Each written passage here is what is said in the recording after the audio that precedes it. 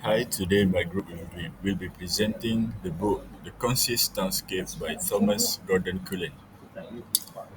He was a British architect, urban designer, author, and illustrator, born in 1914 in West Yorkshire, England.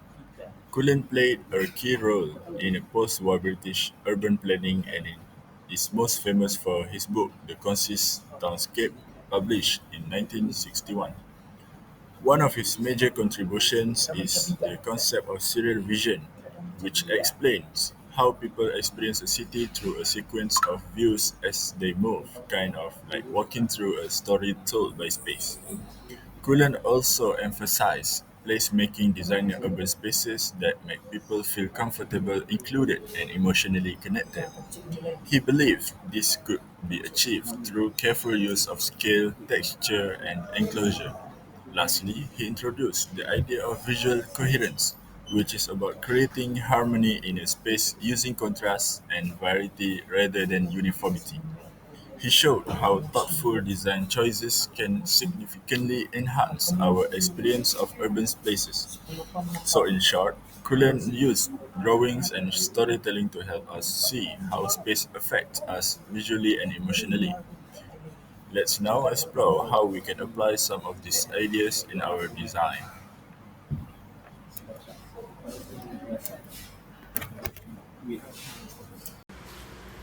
Serial vision refers to the experience of moving through a space and observing how the view changes step by step. It's not just a single picture or moment, it's a sequence of scenes that unfold as a person walks through a city or landscape.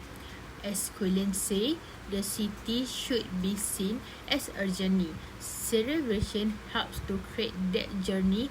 Be carefully arranges building streets and open spaces to make the walk more interesting and meaningful. It keeps the pedestrian engaged with changing view, surprise, and rhythm. If you if we can see this slide presentation in this slide, at the top there are visual example showing the sequences from the starting point to the destination. This show how spaces involve visual as we move. On the left, we can see case study or some example from another country, which is Paris, Venice, and London. For example, in Paris, as you walk towards the art temple, you can experience different view. Each building and open spaces contributes the journey. Next, um, and in this slide also explain how serial vision helps urban design analysis pattern flow and emotional impact. It's not just design, but it's storytelling through a space. Why celebration is very important? Because it gives meaning to movement in a city, allow the designer to control what people see, what they feel, and when they can feel it. It transforms a normal walk into a visual and emotional experience. In conclusion, celebration help us design cities that are not only functional but also memorable and alive. It teaches us how to guide people visual thought space using design, and it's remind one of Cullen most powerful urban design tools.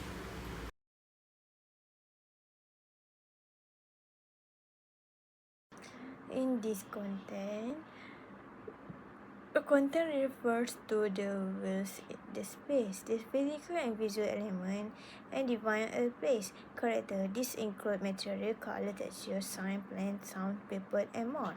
Content brings atmosphere, meaning, and memory to a space.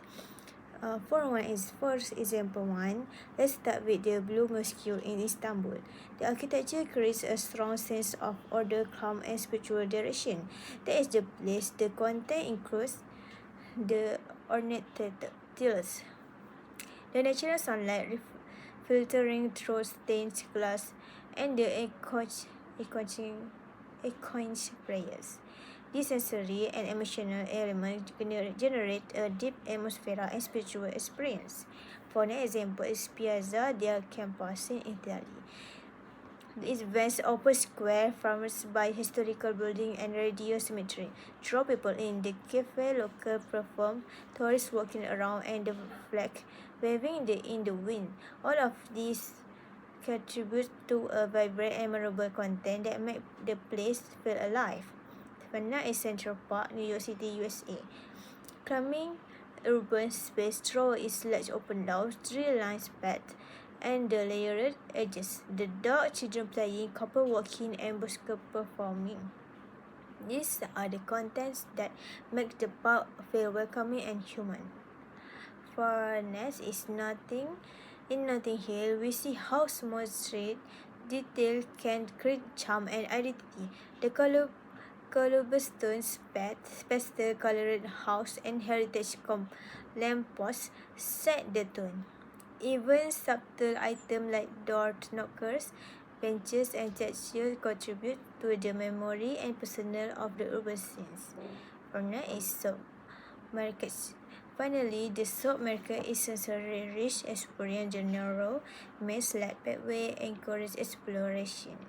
While the bursting crowd, colorful textiles, space and sound of bargaining create vibrant layers of content. Displays will not be the same without its intense visual and emotional texture. In summary, content is what gives a space its soul.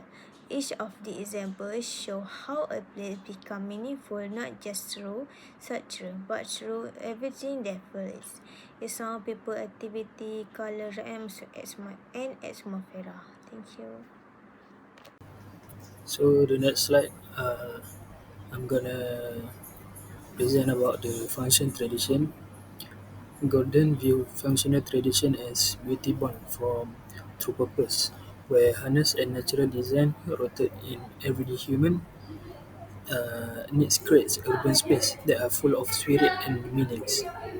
So these are a few points that Gordon highlight in the book. So the first one is structure. It's built based on actual use, not to follow style but to fulfill a need. And second one is rolling, provide boundaries and safety, but also adds rhythms and visual continuity. And point number three is fences, made from local materials, watered, mossy, or cracked. They are carry memory and times. And the next point, number four, is that uh, it's imperfect but harness and following the land slope. Point number five is black and white. Uh, it have strong contrast, reverse from clearly. Color is not decoration; it help us read space. And the next one is texture. Rough, tactile surface texture bring depth, authenticity, and a sense of life. Going to point number seven is lettering. Uh, Lettering such as Jawi and Chinese that have in Malaysia, like the picture in this slide, shop sign or house name, hand painted, carved and personal.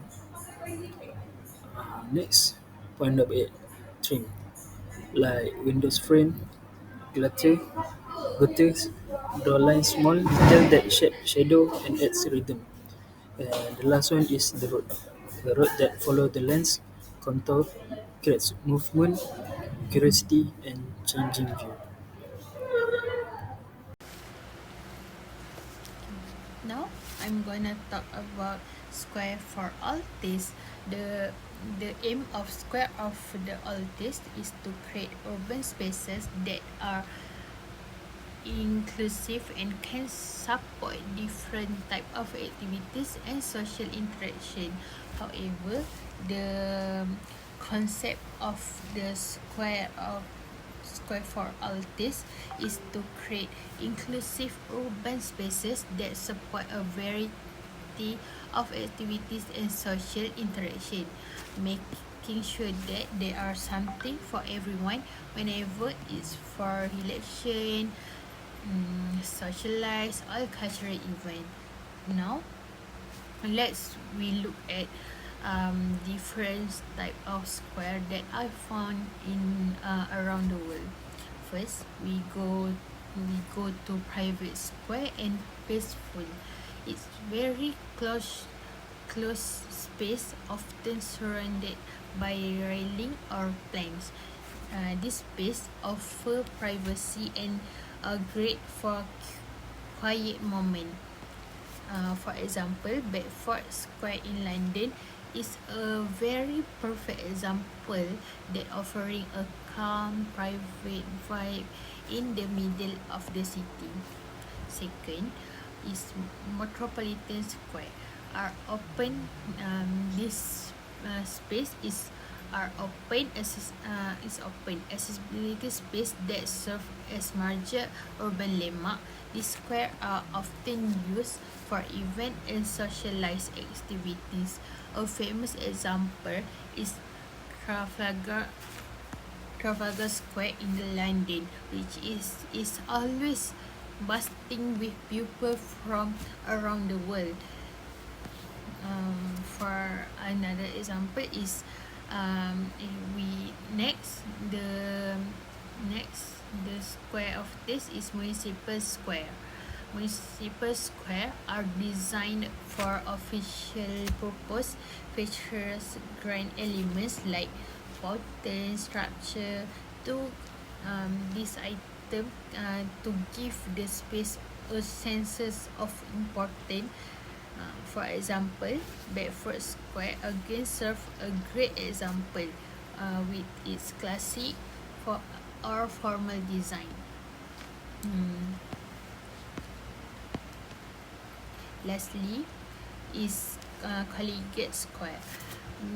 Collegiate Square usually we can find near institution like university and pedestrian walkway because disparity to making them perfect for student and the public gathering activities. For example, Oxford University has a square that accommodates this design encourage social interaction and relation.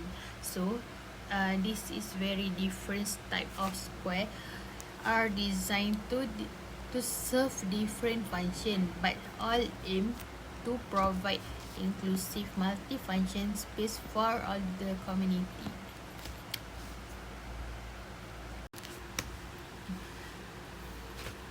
Now I'm gonna explain about the closure and enclosure. Both are essential in shaping how people experience space in the city. Let's we start with the closure. Closure refer to the sense of a space feeling complete and surrounded like an outdoor room.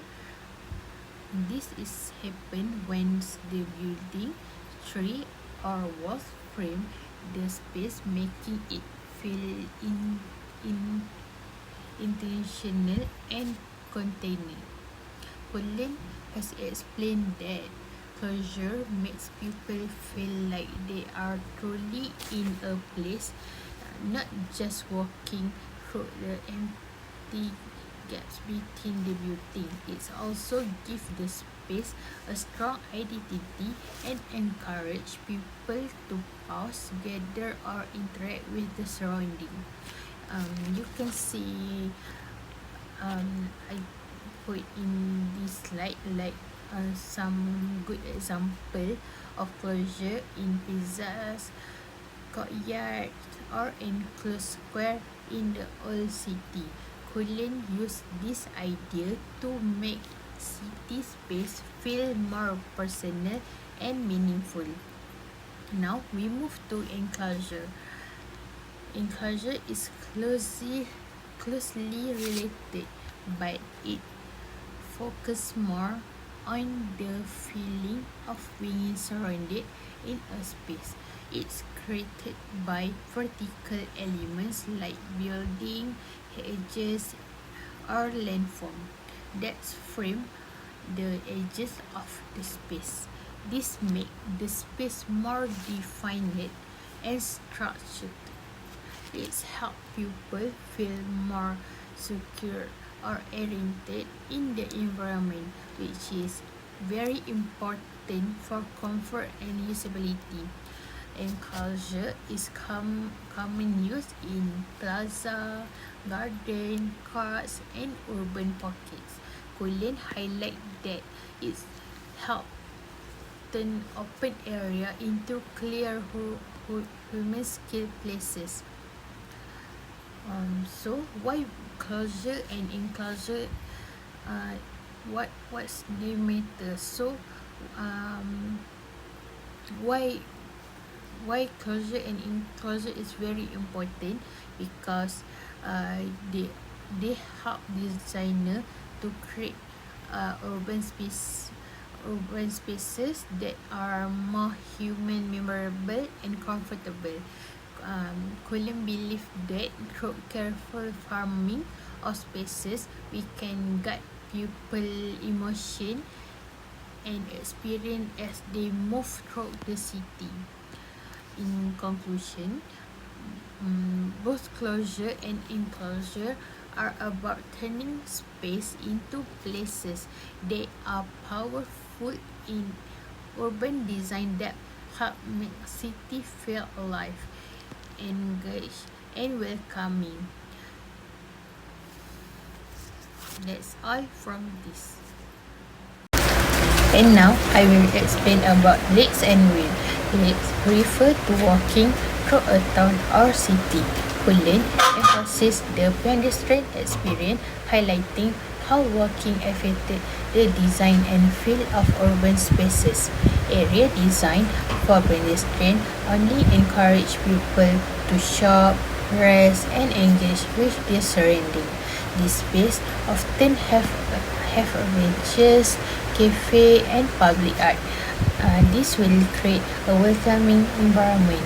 This absence of resale also makes the space feel safer and more enjoyable. Next, I'm gonna share about wheels. Wheel on other hand refer to moving through the town using the vehicle like car, buses, bicycle, or any public transport. Collins notes that pedestrians can feel safe because they have the right of way, but essential to have clear guidelines to ensure that cars and bicycles not interfere with pedestrian movement or create safety risks. In short, a good urban design balances the pedestrian priority with safe pedestrian movement to create a dynamic and comfortable space for everyone. Now I will talking about line of life, what Gordon Cullen explained in his book. This concept refers to the movement through the town, like how people travel through space, whether by foot, car, or other transport. Cullen suggests that this movement creates a rhythm or line that defines the town's character. For example, in rhythm, the movement is shaped by the town, steep hills, and narrow streets. As you move through the towns, there are a lot of vertical movement. As you either descend towards the harbor or climb up to the higher part of the town, this creates a dynamic rhythm and offer new view and perspective at every turn. Similarly, in Fowey, the town's layout is arranged around step hills that slope down towards the water.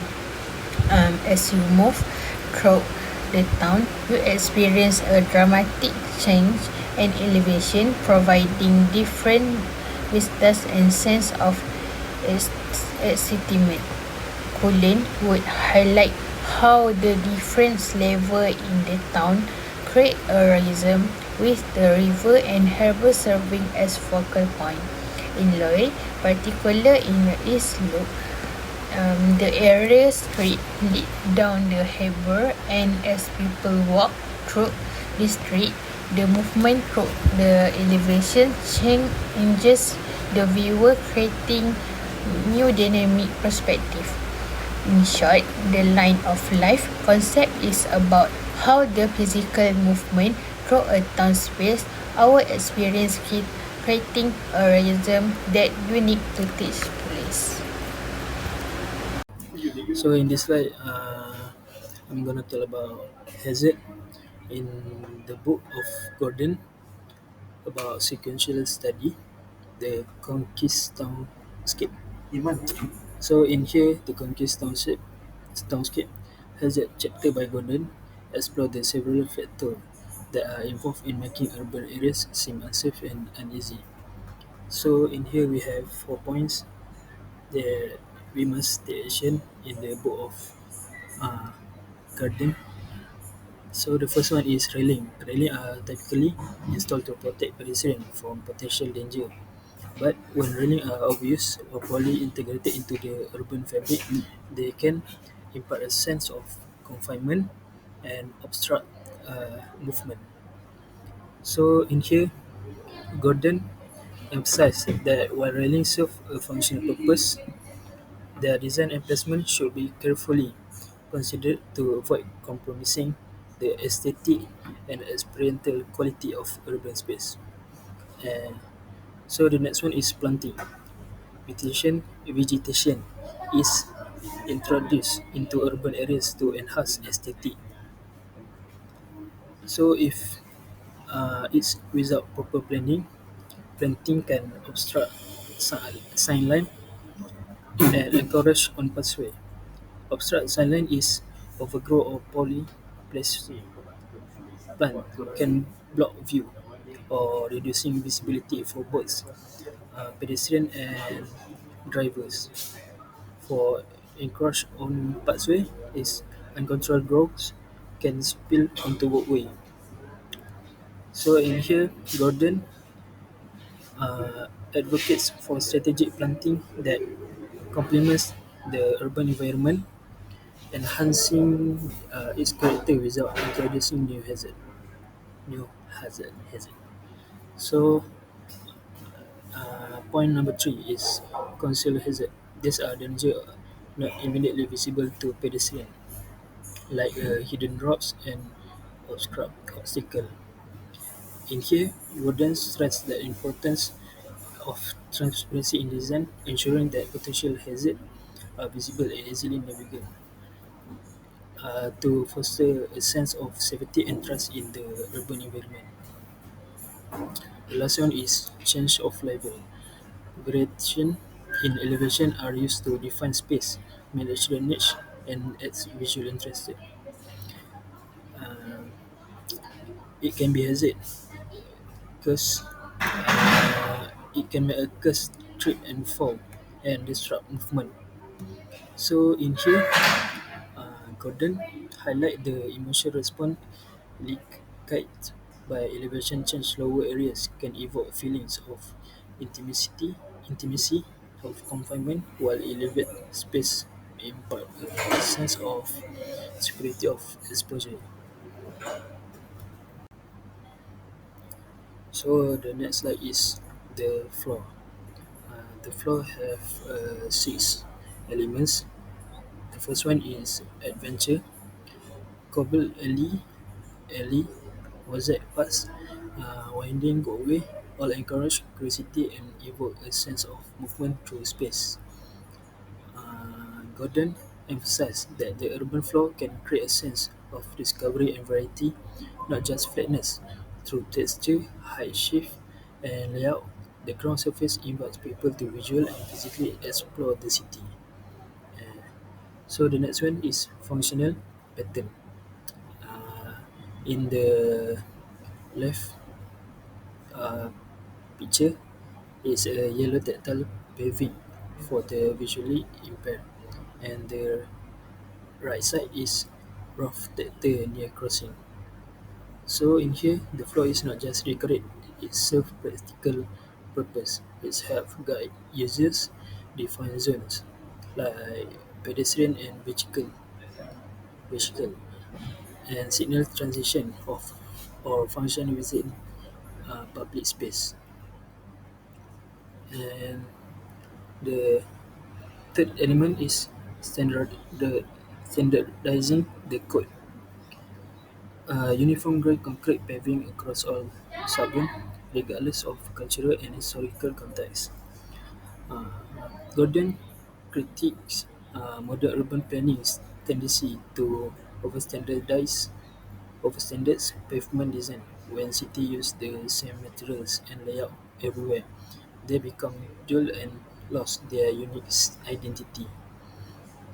And uh, the fourth element is materials.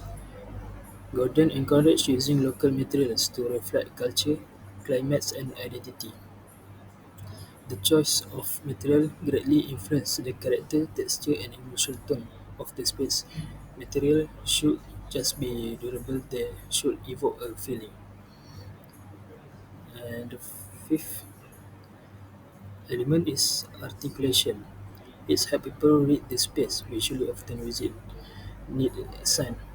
Articulation refers to how the floor is divided or patterned to express meaning such as direction, boundaries, or focal point. And the last one is relax.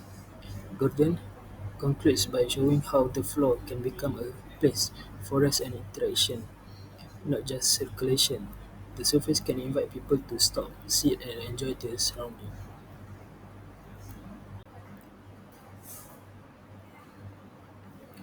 Paris planning. What is Prairie planning? Prairie planning is a critical term used by Gordon to describe urban layout that are essentially wide, flat, and open, much like the prairies of North America. It reflects how modern urban design often prioritizes function but neglects emotional and human experience. So in here we have key characteristics. There are three key characteristics of prairie planning. Number one is overlay wide roads with no clear edges definition. Number two is building space too far apart, creating physical and visual emptiness. And number three is public space that feel empty and unstructured. It's lacking comfort and engagement. So on the right side of the slide, we can see a comparison between two places. First one is Cyberjaya, representing prairie planning with wide, empty street, and the second one is Jonker Walk in Malacca, an example of enclosed and active space with narrow street full of life. This contrast highlight how human scale and spatial enclosure can greatly influence how space feel function. So in here we have impact on people. Prairie planning can have several negative effects on people, including loss of human scale. Vast open space can make people feel small, lost, and uncomfortable. The next one is lack of visual orientation. Without clear guidance or focal points, user can feel disoriented or bored. And the last one is, not the last one, the third one is reduce social interaction. Such layout minimize casual encounter and interaction. And the last one is physiology discomfort. Open space can evoke feeling of exposure, anxiety, and even insecurity. So in here, Gordon reminds us that urban design must go beyond being technically correct. It must respond to human emotion and needs. Enclosure, containment, and human scale are essential to creating places that feel alive and meaningful, not just space that move through.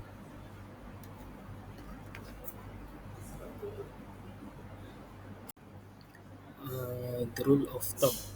The rule of thumb refers to basic principles used to design urban space that are not only functional but also pleasant and suitable for human needs without requiring overly complex and or technical design.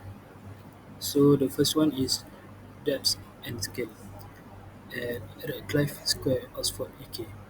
In Redcliffe Square, we see how a well-enclosed space, surrounded by uniform building, creates a balanced and comfortable environment. The scale of the building is just right, not too big or too small, in relation to the open space, helping people feel crowded and proportionate within the setting. So the second one is human touch at Perry Corner, Chennai, India. This is a great example of how narrow and busy street can encourage natural human interaction in Perry Corner. The congestion, small business, and local conversation bring life and warmth to the space, creating a strong human atmosphere. After that, use of color and texture. At Taj Mahal, India, the long approach to the Taj Mahal is designed with a clear visual focus. The use of color and texture along the paths enhance the journey and make the experience more meaningful. This technique draws the visitor's attention naturally to the monument at the end.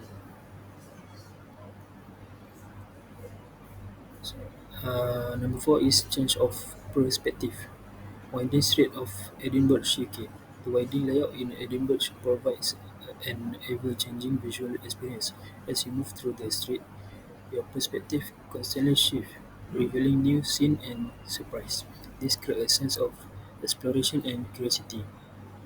Number five is relationship between building and street. At Clock Tower, Kuala Lumpur, Malaysia. The clock tower at Dataran Merdeka serves as a clear focal point, guiding movement and rotation. Its placement links the surrounding street and open areas, giving people a sense of direction, order, and identity within the city. So the conclusion, the rule of thumb help designer create urban environment that feel natural, intuitive, and emotional engaging by focusing on elements like human skill, movement, and texture. Also, the interaction.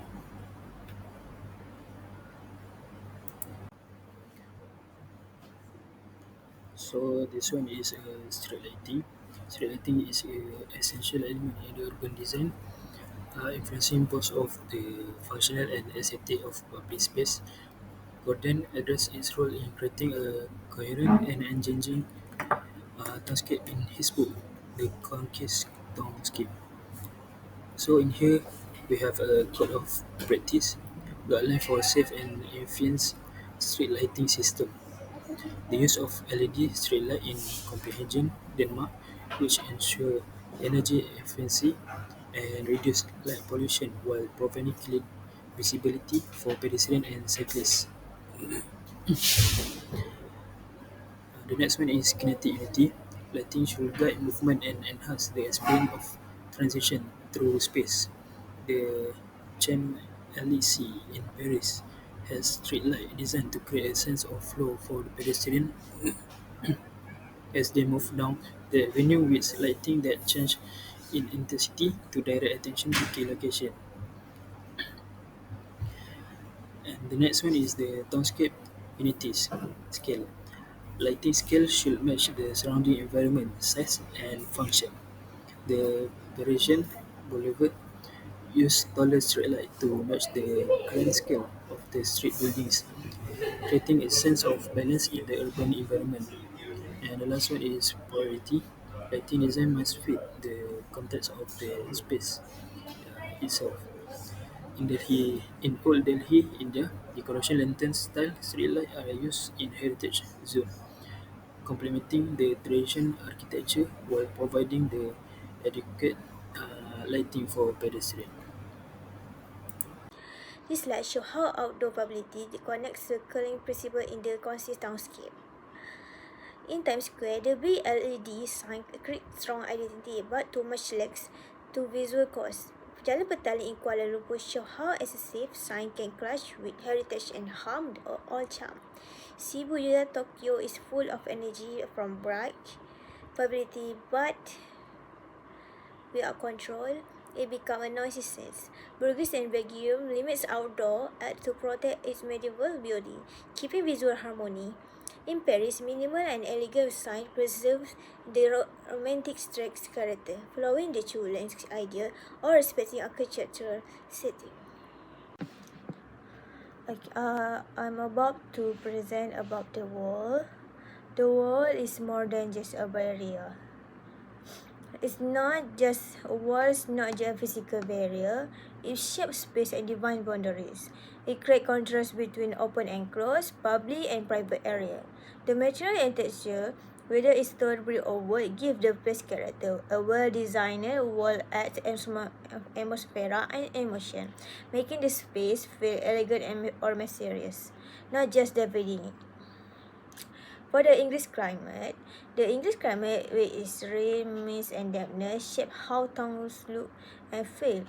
The moisture with the materials like stone, brick, and wood giving them rich texture and character over time. Fog softness the atmosphere and create a romantic mood. Instead of fighting the climax, design should embrace it to enhance the emotional experience of the place. This slide presents a real-world example known as Facebook precedents. A geo-urban environment that illustrates the core principle of Gordon Cullen's, the concise townscape. These precedents help us understand how elements like space, texture, movement, light, and visual sequence work together to create an emotional and memorable experience in city. Rather than copying from, we learn to analyze why they work and how to apply similar ideas in new content. For example, is San Marco, Venice, Italy. San Marco is a great open square surrounded by rhythm arcade building. It shows how a large from space and create a sense of drama. Important and anticipations. The openness contrasts with the narrow approach street, creating a powerful movement of revel and relevations. Next is Montmartre Street, Paris, France. The narrow windy street of Montmartre creates a layered and intimate experience as pedestrians move through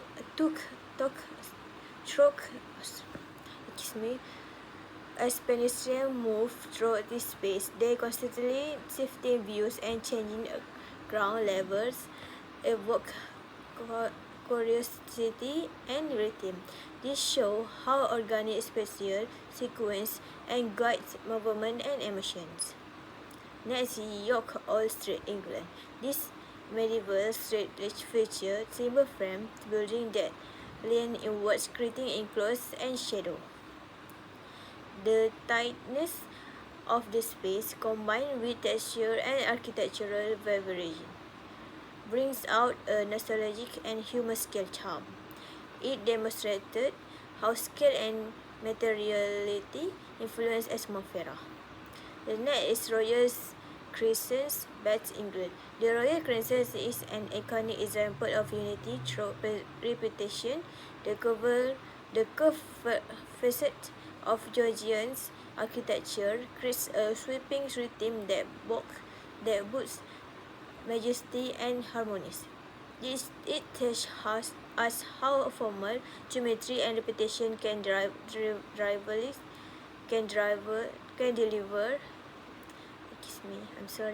It teaches us how formal geometry and repetition can deliver elegance and visual coherence. Barcelona Gothic Quarter Street. Barcelona Quarter is dense of history. Its narrow texture stone passageways shift in width and orientation, constantly revealing new layers. The tight spatial sequence between compression and release creates dynamic movement through space. The for the last is Edinburgh Old Town Streetscape. Edinburgh steps, street and dynamic and dramatic level change offer a unique vertical experience. The interplay between topography and architecture create unexpected views and sequence. The examples show how elevation layering and contrast shape powerful visual genre. By studying this casebook precedent, we don't just admire beautiful place. We learn design strategy that trigger emotion, orientation, and connection. Current principles guide us to design not just functional cities, but cities that people feel and remember. This slide is about how trees are incorporated into urban design based on ideas from the concise townscape. Incorporating trees bring about aesthetic and functional benefit. They provide shade, improve air quality, reduce the urban heat island effect, and make space feel more human and comfortable. How are some global examples? The highlining where trees are planted along an elevated path on an railway, creating a green corridor above the city. Garden by the Bay, Singapore, futuristic garden with iconic super trees, blending greenery and innovation. King Cross redevelopment, London matches trees in a hilly urban park, with article lake and cliff adding character. Parc des Sportifs Camus in Paris, wide avenues lined with evenly spaced trees, helping cool the streetscape. For this street, urban renewable area with newly planted trees creating welcoming public space. At Tokyo, a serene garden blending Japanese English and French style, showcasing diverse planting style. Overall, this example show how thoughtful tree incorporating beauty creates beautiful, healthy, and sustainable city. Next, we're exploring spatial relationships in urban design, focusing on two key principles, here and there and immediacy. We start with the here and there concept, seen in Taman Tasik Titiwangsa in Kuala Lumpur. Here, the lakeside serves as the immediate environment, while iconic buildings like the KL Tower and Petronas Towers become the distant backdrop. This interplay enhances depth in meaning and space. Urban design can be enriched with identifiable parts like amphitheaters or winding garden paths, as seen in Millennium Park, Chicago, to create dramatic connections and storytelling moments in public spaces. We apply techniques like framing, deflection, projection, and captured space to suggest or highlight views, intimacy, and exploration opportunities in the built environment. Shifting to immediacy, we look at Singapore's Southern Ridges Walk, where elevated paths immerse users directly in a forest canopy, creating sensory and physical engagement. Similarly, Putrajaya's waterfront promotes interaction with layer, skyline, and iconic structures like the Seri Wawasan Bridge and mosque, making the space emotionally engaging and visually rich.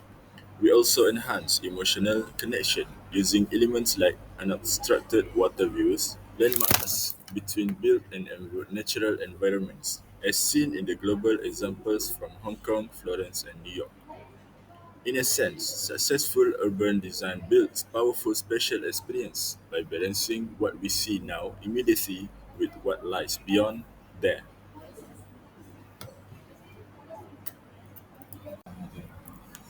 The summarize.